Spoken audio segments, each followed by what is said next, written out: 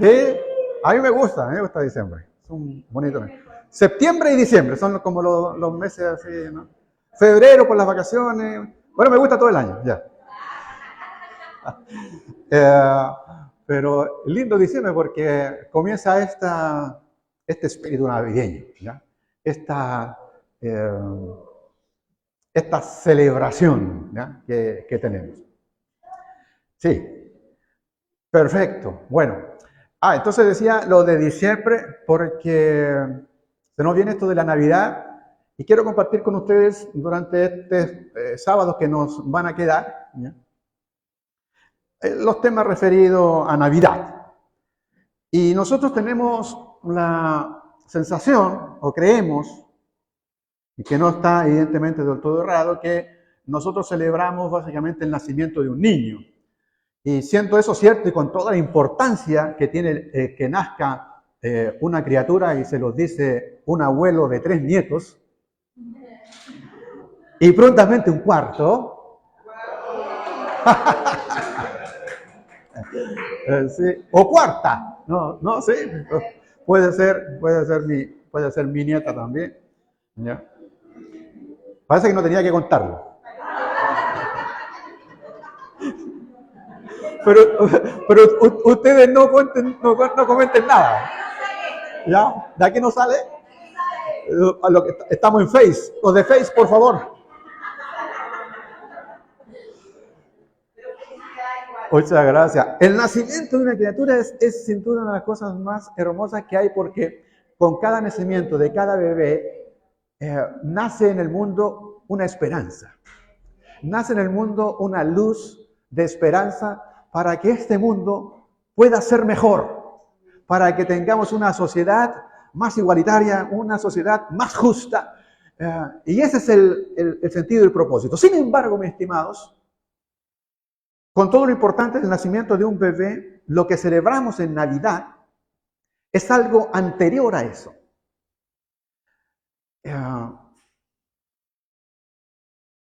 El cristianismo tiene, si nosotros quisiéramos resumirlo, tiene como 3 eventos importantes. Uno es claramente la cruz de Jesús, la crucifixión, la resurrección, que eso es la pasión, o sea, eso es lo que da centro a nuestra cristiandad, la crucifixión, la resurrección como gran triunfo sobre la muerte. Pero hay un tercer elemento que si no se hubiese dado, no hubiese habido ni crucifixión ni resurrección. Y ese evento se llama la encarnación de Jesús. O más bien, y corrijo, la encarnación de Cristo. Ese instante de la encarnación de Cristo es una decisión tomada en la eternidad. Es una decisión que toma el Dios Trino. Es una decisión que se toma entre Dios Padre, Hijo y Espíritu Santo. Y se toma desde la eternidad. No se toma desde la historia humana. No se toma dentro de la historia humana, aun cuando Dios ha intervenido en la historia humana. Dios interviene, ya vimos, en la crucifixión, Dios interviene y se hace parte de la historia en la resurrección, pero respecto de la encarnación de Jesús, es una decisión tomada en la eternidad. ¿Dónde es eso? Ni idea tenemos porque nosotros somos seres finitos, limitados, estamos dentro de un tiempo, medimos, tratamos de medir y entender la eternidad poniéndole un tiempo, y en ese tiempo nosotros transcurre nuestra historia, pasado, presente, futuro.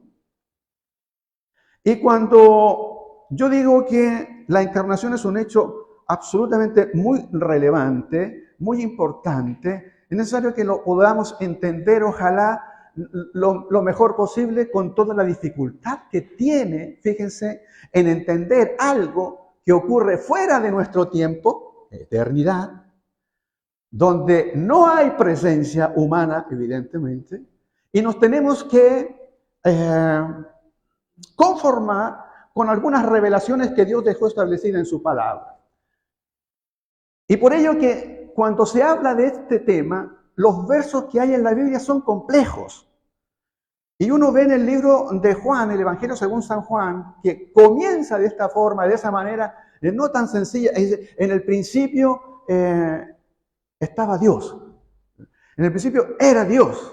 Ahí estaba, ¿ya? Y dice, en ese principio había algo que le llamó palabra o le llamó verbo. Y en el principio estaba el verbo, que era la palabra, el logos, dirían los griegos, ¿ya? Estaba ese logos, estaba esa palabra en el principio.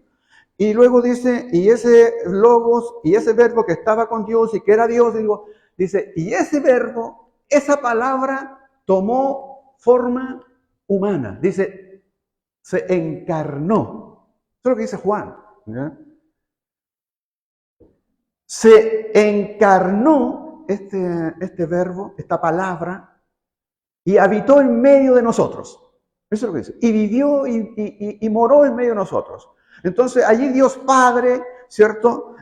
Junto a este verbo que es el Cristo, habita en medio de nosotros porque se torna humano, se hace carne. Eso es lo que diría en términos bíblicos. Y la encarnación entonces de Cristo, finalmente, estimados míos, es la entrada, el ingreso de Dios en la historia humana. Y esto es un boom, o sea, es el ingreso de Dios eterno en la historia del ser humano. Allí va a ingresar, allí va, tal como dice Juan, y va a vivir y va a morar con nosotros. Este hecho, por sí solo, simplemente la encarnación, es que le da valor, sentido a la historia del ser humano, al hacerse hombre nuestro Dios. Entonces, toda nuestra historia, ahora la historia del ser humano, Dios la toma. Aun cuando en esta historia se anidó, como diría Martín Descalzo, se anidó allí la maldad, el pecado o el mal, en sí misma la historia no es ni pecado ni maldad, pero allí vino a anidarse, allí vino a cobijarse. Entonces, la encarnación, para que vayamos haciéndonos una idea, no es un camuflaje. No es que Dios vino y se puso un traje humano. No es eso. No es que hubo una transformación o una metamorfosis. Metamorfosis es la palabra de transformarse, morfé, hacer un cambio de tal forma que deja la naturaleza y la esencia divina y ahora asume otra naturaleza que sería la de un ser humano. Eso no es la encarnación. Eso no es lo que nos revela la palabra del Señor. Y para que nosotros entendiésemos tal vez esto, voy a compartir con ustedes, si son tan amables, abran su Biblia en el libro de Filipenses, porque el apóstol Pablo trata de explicarnos esto. Filipenses capítulo 2. Y lo que vamos a leer ahora, desde el verso 5 adelante, es un verso que se conoce en términos técnicos o teológicos, si tú quieres. Se conoce como un himno kenótico. Si tuviera la pizarra, lo escribiría kenótico con K. Y se dice himno kenótico porque viene de una palabra griega que es kenosis. Kenosis. Por eso he puesto este mensaje allí, el kenosis de Cristo. Allí está la palabra escrita, kenosis. Y me encantó. Yo a veces invierto bastante tiempo en buscar la imagen para que represente mejor el mensaje y encontré este monumento o esta estatua de una mujer. Y me encantó porque, si ustedes lo pueden buscar, es un Cristo como que se está derritiéndose. Y cada gota va cayendo y va formando las murallas. Y a mí me hizo mucho sentido esa imagen. ¿Ya? La encontré fantástica. Bueno, entonces es un himno kenótico porque va a salir esta palabra allí, la palabra kenosis. Va a salir esa palabra. Y yo se las voy a explicar cuando salga. Si ya la tienen allí, si quiere le bajan un poco completo a mi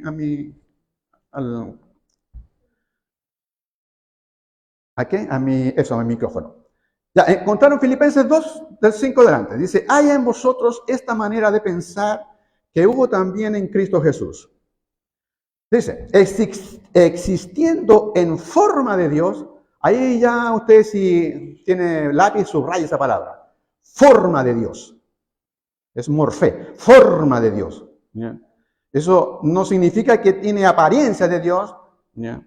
Sino de inmediato esa palabra quiere decir que tiene la esencia y algunos traducen por naturaleza. Lo que estoy leyendo es la RBA, pero en otras versiones tú vas a encontrar que ya dice naturaleza. ¿Ya? Existiendo en forma de Dios, ¿ya? Él no consideró el ser igual a Dios como algo a que aferrarse, verso 7, sino que se despojó a sí mismo. Ahí está la palabra. Despojó a sí mismo. Esa palabra es kenosis, viene de kenú. Esa es la palabra. Cuando dice se despojó, es se vació. ¿Ya? Ya vamos a entrar en eso con mayor profundidad y más detalle. Pero ahí está la palabra. En griego tú vas a encontrar que ahí dice, sino que kenosis. Ahí está, ahí está kenú. Se despojó a sí mismo, atención, tomando forma de siervo. Si recuerdas, en el verso anterior dijo forma de Dios y ahora dice forma de siervo. Ahí eso es bien importante. Forma de Dios, forma de siervo. ¿Por qué? Porque anteriormente dije que no era apariencia. Entonces ahora tomó esencia, naturaleza de siervo. Muy bien. Continuamos. Haciéndose semejante a los hombres y hallándose en condición de hombre, se humilló a sí mismo, haciéndose obediente hasta la muerte y muerte de cruz. Vamos a dejarlo ahí por ahora, pero si ustedes ven, aquí lo que está ocurriendo es que comienza una humillación de Jesús y cada vez esta humillación es más profunda, es más denigrante. Se despoja, ya vamos a ver de qué. Se despoja a sí mismo, toma la forma de ser humano, y miren, lo voy a graficar así como en estos escalones. Siendo ser humano, ahora se humilla aún más porque ya no tan solo es ser humano, porque hay muchos seres humanos, pero ahora es siervo. La palabra siervo ahí es esclavo. Es decir, de ser humano baja a ser ahora un siervo, un esclavo. Y estando en la condición de esclavo, aún se humillará más porque va a ir ahora a la muerte de cruz, a la muerte de un maldito. Entonces, todo esto significó para Cristo bajar y humillarse todas las veces que tuvo posibilidades de bajar, bajó. Para que eso ocurriera, mis estimados y mis estimadas, Él se tuvo que despojar, se tuvo que vaciar, anonadar, dicen algunos otros teólogos, de todo lo que es su gloria, todo lo que es su honor, es decir, todo privilegio. No confunda usted que Él se despoje de su divinidad, eso es imposible, de su esencia divina. Lo que ocurre aquí, va aquí otra palabra técnica, y para los que les guste, si quieren la nota, se llama unión hipostática. ¿Qué es esa palabra rara? ¿Se come? Ya digo, es la unión de la naturaleza divina unida a la naturaleza humana, se funden en una sola persona, y entonces tenemos a Cristo en la naturaleza divina y tenemos a Jesús en la naturaleza humana, y de allí entonces recién tenemos a Jesucristo en esa unión. Y esa unión no va nunca más a separarse. Por ello que algunos erradamente piensan que la humillación de Jesús fue hacerse ser humano en términos de que allí se despoja. No es así, porque Jesús, luego recuerden ustedes cuando está en el aposento alto y hace la oración sacerdotal en Juan capítulo 17, Él dice, Padre, te pido que me devuelvas la gloria que yo tuve contigo. Y Él recupera su gloria. Es decir, terminó la kenosis, pero no dejó de ser humano. Hoy Jesús, en este rato, a esta fecha, a esta hora y en este minuto, sigue siendo Dios hombre. Sigue siendo Dios y ser humano al mismo tiempo. Lo sigue siendo. Esa unión nunca más se deshará. ¿Lo dije bien? ¿Deshará? No sé. Nunca más se separará. Seguirá siendo eso. Entonces Él se despoja, abandona todos sus privilegios, abandona todo lo que le corresponde a su gloria, pero no su deidad, lo quiero repetir, ni siquiera sus atributos, su omnisciencia, su omnipotencia, siguen estando, pero ahora Él no los tiene en su naturaleza humana, no hace uso de ello. Sin embargo, bendito sea Dios, hubo partes en su pasar, en su vida común, que su gloria, como que la naturaleza humana no pudo soportar muchas veces. ¿Se acuerdan del monte de la transfiguración que lo predicamos? Estaba en el monte de la transfiguración. ¿Y qué ocurrió? En algún minuto su cuerpo comenzó a resplandecer y la ropa y todo. Ahí estaba la gloria. Es como que la naturaleza humana no soportó tanta gloria ahí y la gloria de Dios comenzó a pasarse por todos los poros y las rendijas. Pero siempre tuvo que estar cubriéndose de aquello. Él se limitó con todas esas cosas, en ese vaciamiento. Ahora, al encarnarse, Cristo toma la existencia del ser humano y la toma integralmente. Usted no piense en ningún minuto en que Cristo no era humano al 100%. Humano al 100%. La encarnación no fue restar, fue sumar esa naturaleza. Hay a quienes esto no le entra y es difícil, sin duda. Hubo gente desde los primeros tiempos en que pensaban que Cristo, por ejemplo, flotaba, no caminaba, porque no podían pensar que Dios pudiese tener así esas necesidades y que no dejaba huella cuando marcaba en la arena. No, ¿por qué? Porque poco menos que era inmaterial. Eso es una incomprensión absoluta de lo que es la unión de la naturaleza, de la encarnación mismo. Por eso que la Biblia y el libro de Juan sobre todo se encarga de colocar a Jesús, por ejemplo, cuando está cansado, cuando tiene hambre, cuando tiene sed, porque quiere mostrar la humanidad de Jesús completa. Yo tenía un amigo cuando estudiaba en la universidad, él era medio, no sé cómo decirlo, pero poco ortodoxo. Le decía, mira, Cristo era tan, me decía, Jesús era tan humano que iba al baño y tiraba la cadena, me decía. Y yo le decía, pero ¿cómo puede decir ese tipo de cosas? Y yo hoy día lo pienso y tienes toda la razón. Porque uno no se lo imagina.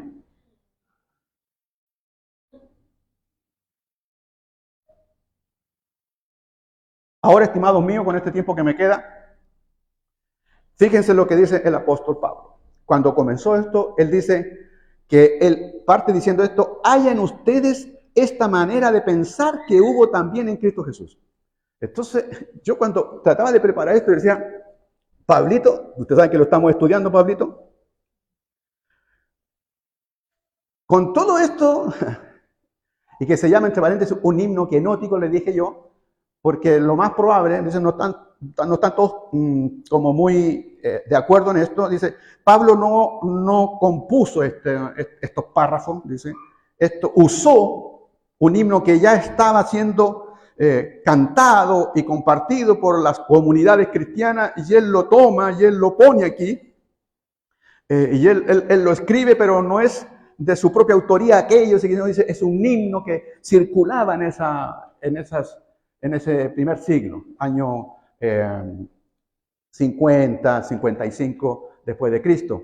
Entonces, haya sido como haya sido, si él lo compuso o lo usó, este himno es tremendo.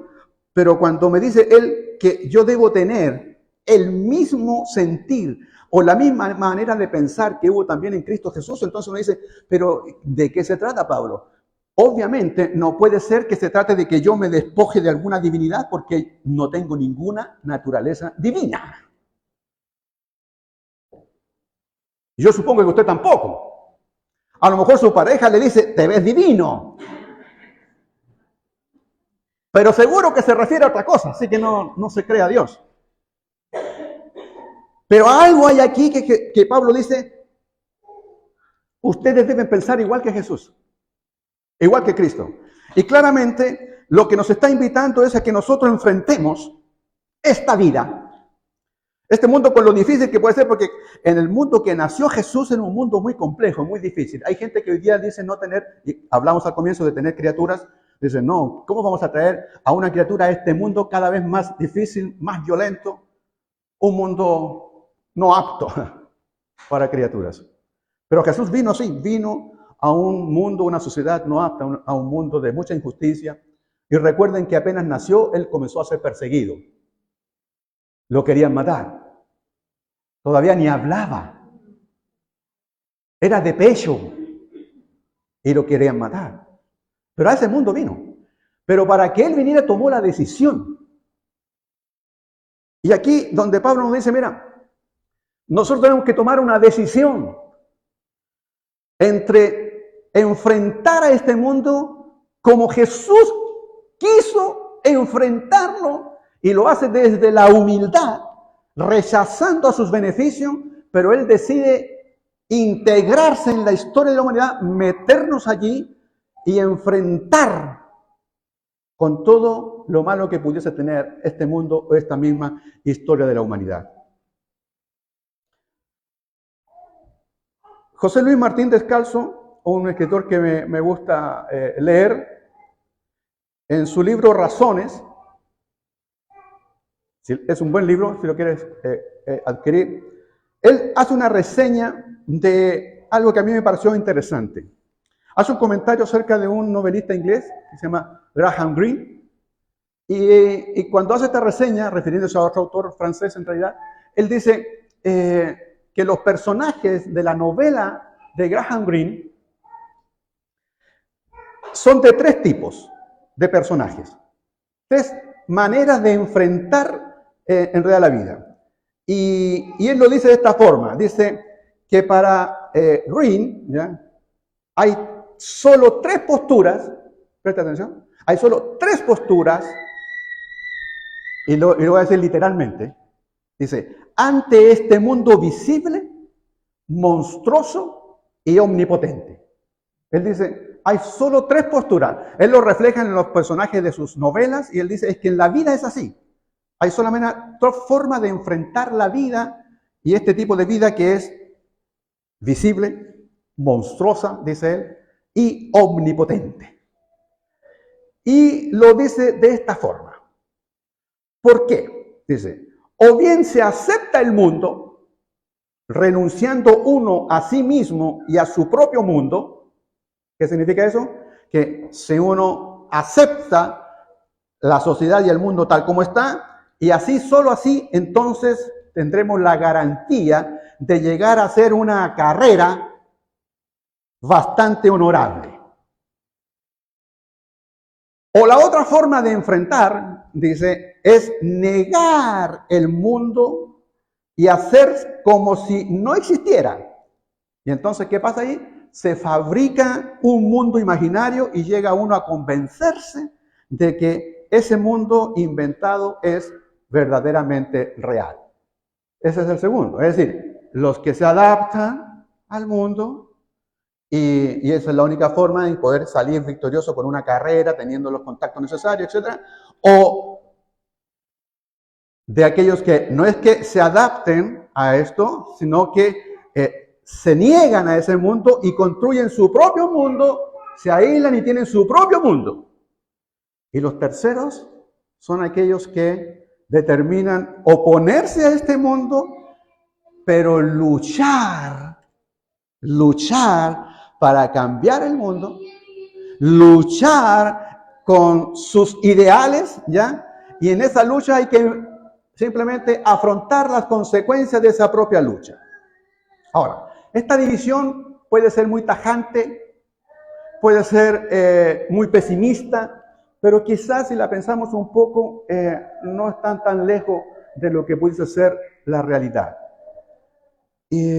¿Por qué? Porque nos vamos a encontrar con ese tipo de personas en nuestro caminar, en nuestra vida, y quizás, ¿por qué no?, también dentro de nuestras iglesias, dentro de nuestras congregaciones, hay tres tipos de cristianos o seguidores de Cristo. Y lo podemos ver cuando nosotros reaccionamos frente a las circunstancias de crisis que nos podemos dar cuando estamos frente a un problema de una derrota, el escepticismo, actuamos así frente al cansancio, al pesimismo, actuamos tal vez de una de estas tres maneras o una mezcla de ellas. Entonces cuando decimos que hay gente que se amoldan a este mundo, me vino de inmediato la palabra de Pablo en Romanos 12, dice, ustedes no deben amoldarse a este mundo, no deben tomar la forma de este mundo.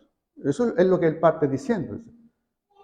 No se amolden allí. Pero hay una clase de personas que sí se amoldan, son quienes no se cuestionan absolutamente nada, siguen el camino que la sociedad les ha trazado, son de los que se tragan las noticias a través de los medios o de las plataformas, lo que le ofrece la plataforma a veces, bueno, o si es los editores de un medio, o hoy día son los algoritmos que manejan las cosas que nos ofrecen y simplemente comen, consumen y se tragan todo lo que está allí y no hay cuestionamiento alguno. Para sentirse vivos, van detrás de entretenciones, se llenan de diversiones que saben que son pasajeras, pero las necesitan. Son cosas intrascendentes, pero allí parecen estar un poco vivos y pasan por este mundo sin haber aportado nada, ni siquiera una idea, ni siquiera un pensamiento constructivo. Y como dije, estaban los otros que sí se oponen. Son aquellos que, como tú tal vez, y yo, cuando uno es joven, tiene ideales, tiene sueños, y quiere hacer cosas, y quiere proponer, y quiere saber que él puede hacer un aporte a la sociedad, que puede hacer algo, pero cada día cuando va creciendo y luego va enfrentándose a la realidad. Yo creo que todos alguna vez dijimos, voy a tratar de estudiar algo que venga en beneficio y que sea, que agrade, que pueda construir, que pueda ayudar a la sociedad, en fin, y después terminan haciendo absolutamente otra cosa. Somos todos generosos, revolucionarios y comunistas y después somos todo lo contrario cuando estamos viendo las necesidades que nos apremian. Y teníamos nuestros sueños y en nuestros corazones ardía una llama y eso cada vez se ve más difícil. Nos damos cuenta prontamente que el mundo está sostenido sobre cosas que no son ciertas, que son falacias, que son mentiras, es pura pintura que está simplemente sosteniendo. No hay nada de realidad detrás de eso. Y llegamos a pensar tal vez y decimos esto no va a cambiar nunca. Haga lo que haga, no tiene sentido. Estoy luchando contra algo que es absolutamente muchísimo más poderoso que yo. No. Entonces nos sentamos allí de repente a lamer nuestras heridas. ¿Y qué hacemos? Renunciamos. Renunciamos a los ideales. Tenemos esos ideales, pero no tenemos la valentía ni el coraje de poder regresarlos, de llevarlos a cabo. Y entonces de tanto estrellarnos, de tanto pegarnos golpe y golpe con esta realidad, decidimos construir nuestro propio mundo. Y lo construimos. Y hay quienes lo construyen de la siguiente forma. Se van y se encierran en un convento, en un seminario. Y allí están metidos en eso. Entonces se han descolgado del mundo. Y allí construyen lo suyo. O nosotros que nos hemos encerrado aquí y queremos ser parte de una iglesia y la consideramos como un, ¿cómo se llama esto? Como un globo, como una cúpula, como una burbuja, esa es la palabra que no me salía, nuestra burbuja. Y nos encerramos y decimos, este es nuestro mundo. ¿Por qué aquí estamos mejor, estamos más tranquilos, más seguros, más calentitos? Porque afuera está el problema. Entonces, no es que no hayamos, efectivamente, no nos amoldamos al mundo, nos salimos del mundo, quedamos fuera del mundo, nos construimos lo nuestro, lo propio. Nuestro propio castillo, nuestro castillo que puede ser nuestra casa y le ponemos las rejas, le ponemos todas las cosas para estar adentro y los cercos eléctricos, yo también le puse cerco eléctrico, para sentirnos tranquilos, seguros. Y ahí estamos, construimos nuestro propio lugar. No nos amoldamos al mundo, sin duda, pero nos salimos fuera de él. Pero hay otros que decidieron mantenerse en la lucha. Decidieron pensar por cuenta propia, no lo que le entregan los otros, los demás. Pensar, cuestionarse. En lo religioso, a ellos apostaron por Dios, pero no fueron de estos que, y cada vez que le ofrecían a Dios en bandeja, tomaban la bandeja y hacían preguntas, cuestionaban. No simplemente iban a tragarse cualquier cosa que le decían respecto de Dios. Querían pensar bien al respecto de lo que es la religión y Dios. Pusieron preguntas a eso. Se convirtieron en un tipo de persona diferente, distinta. Pero no simplemente, hay personas que les gusta ser distintos y diferentes porque se quieren mostrar como los inadaptados. No, este tipo de personas que puede ser inadaptado no es por mostrarse simplemente así, sino porque él tiene claro que hay, sin duda, hay leyes, hay situaciones, hay orden, hay reglas establecidas. Él es distinto porque su pensamiento y su forma de ser es diferente. Pareciera ser un bicho raro y hay muchos de los que siguen a Jesús claramente son considerados personas distintas, diferentes y a veces hasta un bicho raro. Estos, a quienes yo me saco el sombrero, aprendieron que esto demanda sacrificio. Aprendieron que toda vocación pasa por un calvario. Aprendieron de cómo Jesús hizo y cómo descendió en esa escala.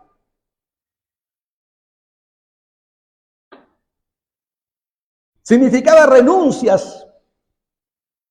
Cuando se cansan y quieren tirar la toalla porque siguen siendo tan humanos, lo que hacen es pescar su alma y apretar como si fuera un caballo, tiran de la brida y lo corrigen y saben que tienen que seguir adelante porque tienen que cumplir con lo que son sus obligaciones, con lo que son sus tareas. Se exigen a sí mismos. No son de los que están dispuestos a irse por el camino corto o saltársela. No, irá por el camino que sabe que debe ser. Son difíciles sin duda. Cuando sienten miedo, no se tiran simplemente al suelo a lamerse las heridas, a lamentarse de ello, no, sino que con miedo son capaces de ponerse en pie y avanzar. Con temores. Se conocen y saben que son débiles. No se autoengañan. Cuando tienen algún problema, alguna flaqueza, alguna enfermedad, algo que está en su cuerpo, ellos recuerdan la palabra que Dios le dijo a uno de los terceros, de los que son capaces de plantarse frente al mundo y de luchar, no de adaptarse ni alejarse de ellos, sino de estar allí, en la brecha. Y uno de esos, como Pablo, que tenía una enfermedad, no sabemos cuál es, hay muchas teorías al respecto, y le pedí a Dios, Señor, necesito que tú me sanes y me saques de esto, y Dios le dijo, bástate mi gracia. Y luego le agrega y le dice, porque en la debilidad, en tu flaqueza, se perfecciona mi poder. ¿Eso qué significa? Significa, estimados míos, que no hay excusas para servir a Dios. Porque si alguien dice, es que soy débil, es porque no sé, es porque no tengo ni los estudios, ni tengo la educación, porque me falta el habla, diría Moisés, soy tardo. Y puedes colocar todas las excusas habidas y por haber.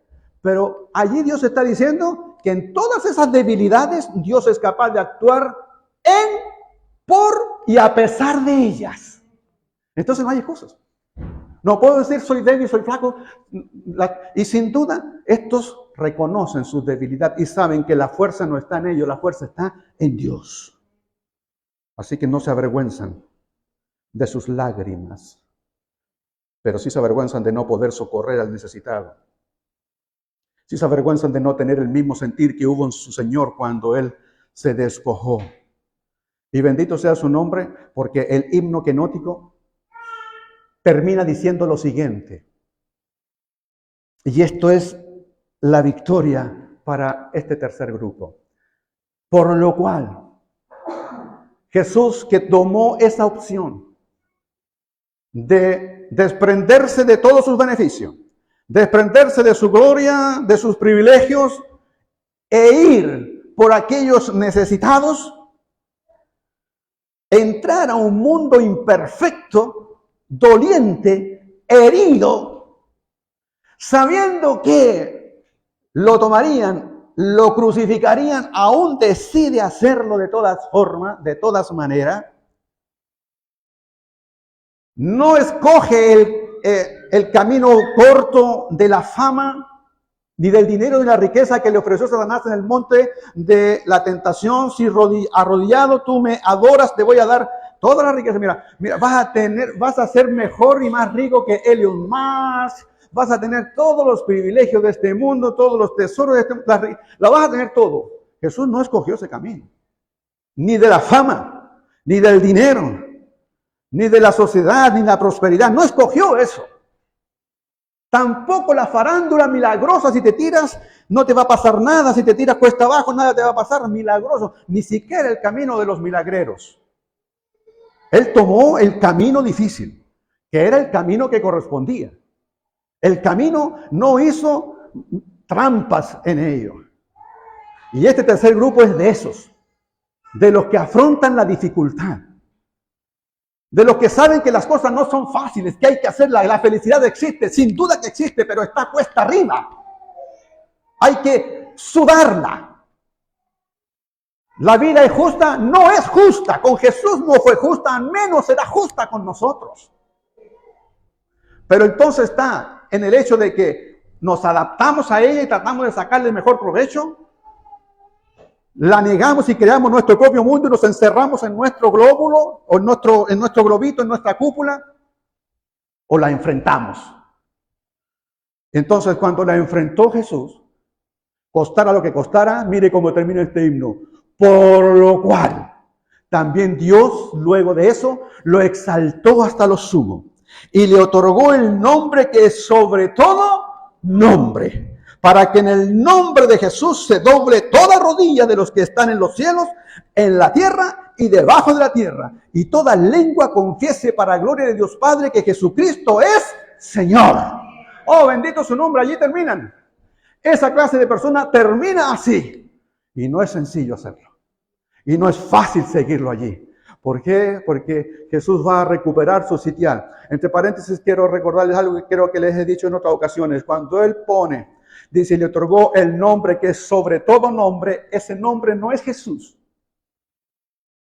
Porque alguien podría pensar que el nombre Jesús es el nombre sobre todo nombre. No es lo que dice allí. Él tuvo su gloria. Ahora recupera su gloria y Él ahora pasa a ser el Kyrios, el Señor. El nombre que está sobre todo nombre es el Señor, el Kyrios. Él es Dios, ahí está. Ese es el nombre sobre todo nombre. Hay muchos nombres importantes en este mundo, ninguno más importante que el de tu Señor.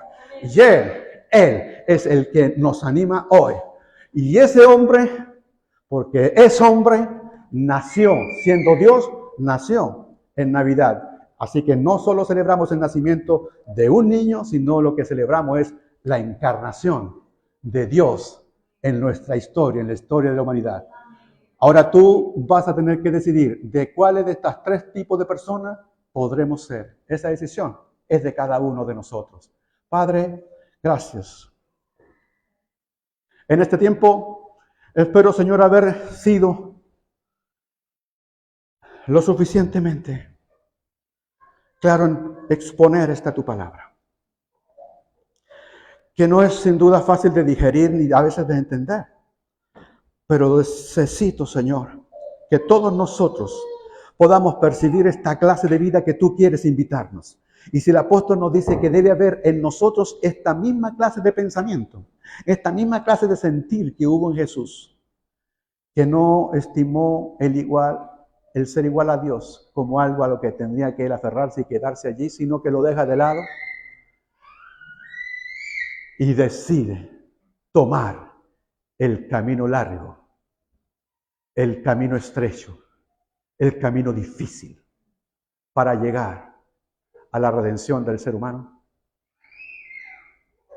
Y luego de todo ese acto que solo Él lo pudo hacer, solo Él lo pudo recorrer, ha sido restablecido en su gloria. Pero nosotros, Señor, que hemos quedado aquí, también tenemos un camino que recorrer. También tenemos un camino que andar. Y Padre, ¿y cuántos tiraron la toalla? ¿Cuántos se fueron? ¿Cuántos no aguantaron? ¿Cuántos no resistieron? ¿Cuántos se acomodaron al mundo? ¿Cuántos están viviendo en su propia burbuja? ¿Cuántos están allí protegidos, Señor? Son muchos, son más. En número son más de aquellos que han tomado la decisión de caminar contigo por el camino del Calvario, por el camino de la cruz, de tomarse la cruz cada día y seguirte, negarse a sí mismo, renunciar a sí mismo, que fue lo que hizo Jesús, que fue lo que hizo Cristo. Y eso, nuestra naturaleza va en contra de aquello. Nuestra naturaleza no nos permite, no es fácil hacer eso. Por eso que el apóstol nos diría, lo que quiero hacer, eso no hago. Y lo que no deseo hacer por ningún lado, estoy precisamente haciéndolo. Oh Señor, una bendición nuevamente para cada uno de nosotros, que somos débiles, imperfectos, Señor Dios, para levantarnos y ser fuertes en ti, aguerridos en ti, para enfrentar esta vida, esta lucha con las consecuencias que tiene, con la convicción, con la seguridad de que al final, Señor, lo hacemos por amor, porque tú lo hiciste por amor. No nos cuestionamos, creemos en ese amor, lo aceptamos porque finalmente triunfará la verdad y la justicia si nos sostenemos aferrados de tu mano. Gracias, Padre, en nombre de Jesús. Amén, amén, amén.